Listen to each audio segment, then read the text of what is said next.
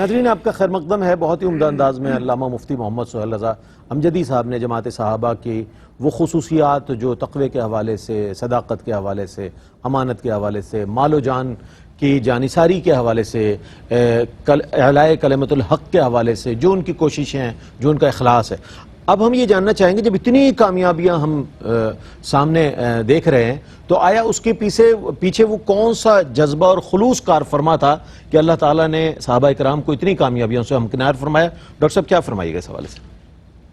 الحمدللہ رب العالمین والصلاة والسلام علیکہ یا رحمت العالمین.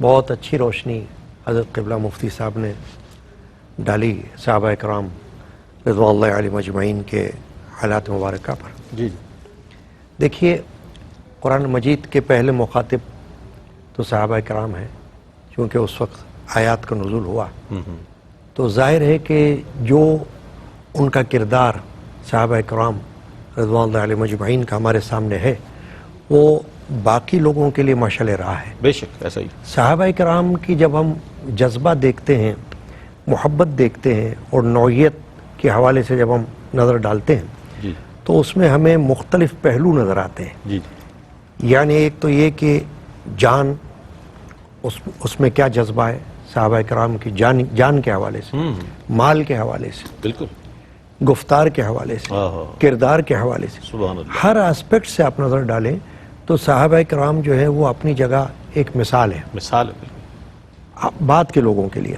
اب آپ یہ دیکھیے کہ اگر ہم جان کے حوالے سے دیکھیں تو جتنے بھی غزوات ہمارے سامنے ہیں اس میں آپ دیکھیں ان کا جذبہ. میں نے ایک حدیث شریفہ میں یہ بات دیکھی کہ غزوہ احد کے موقع پر ایک صحابی نے پوچھا، یا رسول اللہ صلی اللہ علیہ وسلم اگر میں شہید ہو جاؤں تو میرا مقام کون سا ہوگا؟ انہوں نے فرمایا جنت. جنت. تو ان کے ہاتھوں میں اس وقت کھجوریں تھی، انہوں نے پھینک دی سیدھے جہاد میں اور جہاد میں چلے گئے اور شہید بھی ہو گئے. اللہ، اب بتائیے وہ کیا جذبہ ہے، کیا بات ہے کہ انہوں نے کسی چیز کے بارے میں سوچا اخلاص ہی نہیں. اخلاص ہے. وہ تو اخلاص ہے نا. بے شک. یعنی کہ یہ ایک بہت بڑا جذبہ ہے کہ جان کی پرواہ نہیں کر رہے وہ. بالکل.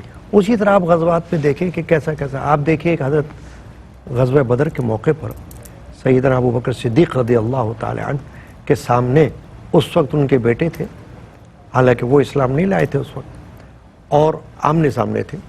تو جب بعد میں ان کے بیٹے نے ان کو کہا کہ آپ میری تلوار کی زد میں تھے مگر میں نے آپ کو باپ سمجھ کے چھوڑ دیا. اللہ. اب ادھر سیدنا ابو بکر صدیق رضی اللہ عنہ کا جذبہ آپ دیکھیں، انہوں نے یہ فرمایا کہ بیٹا میں تو اللہ کے لیے جہاد کر رہا تھا، اگر تم میری تلوار کی زد میں آتے تو میں تمہیں نہ چھوڑتا. یہ جذبہ جو ہے یہ ایسا جذبہ ہے کہ جس میں ہمیں یہ نظر آتا ہے کہ صحابہ کرام نے اپنی جانوں کی بھی پرواہ نہیں کی، بے شک، اپنی اولاد کی بھی پرواہ نہیں کی. بالکل. بس صرف یہ دیکھا کہ ہمارے سامنے دین ہے، ہمارا ایمان ہے اور رسول کریم صلی اللہ علیہ وسلم کی ذات شریفہ ہے کہ ہم ان کی محبت میں یہ جہاد کر رہے ہیں اور یہ غزوات میں حصہ لے رہے ہیں.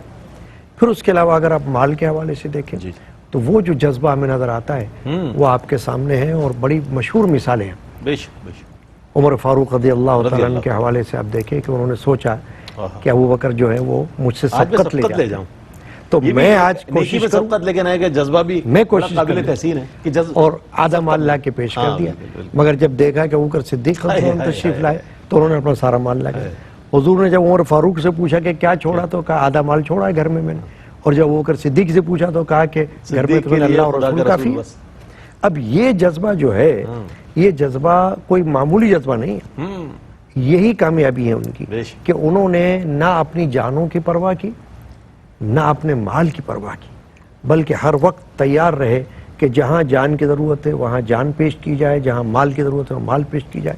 سیدنا عثمان غنی رضی اللہ تعالیٰ ان کی مثال ہمارے سامنے ہے. کیا بات کہ جیش عسرہ، دنیا ایسی مثال نہیں لا سکتی، ایسی مثال لا سکتی کہ نبی پاک صلی اللہ علیہ وسلم پوچھ رہے ہیں کہ کون ہے کہ جو اپنا جہاد کے موقع پر کچھ پیش کرے مالی طور پر مالی طور اسلام کی. حضرت سیدنا عثمان غنی رضی اللہ عنہ کا جذبہ آپ دیکھیے، انہوں نے کہا کہ میں 100 اونٹ پیش کرتا ہوں اللہ سامان کے ساتھ، پالان کے ساتھ.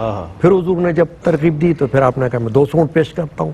پھر حضور نے تکرار فرمائی تو عرض کیا کہ میں 300 اونٹ پیش کرتا ہوں. اب آپ دیکھیے کہ یہ جذبہ کہ جہاں پر نہ مال کی پرواہ ہو رہی نہ جان کی پرواہ ہو رہی، یہ ہمارے لیے مثال ہے بے شک بعد میں آنے والوں کے لیے. کیونکہ صحابہ کرام کی ہستیاں وہ ہیں کہ ہم اگر یہ دیکھیں کہ ہمیں کیا کرنا چاہیے، اپنے سامنے کس کی مثال رکھنا چاہیے، تو پھر صحابہ کرام کو سبحان دیکھنا اللہ، چاہیے سبحان اللہ۔ کہ انہوں نے دین اسلام کی راہ میں کیا کیا صعوبتیں برداشت کی، کیا کیا تکالیف برداشت کی، اور کیا کیا نہیں ظلم و ستم برداشت کیا، اللہ، مگر دین اسلام کی خاطر انہوں نے سبحان اللہ، اپنے آپ کو پیش کر دیا کہ یہ ہے محبت، یہ ہے جذبہ۔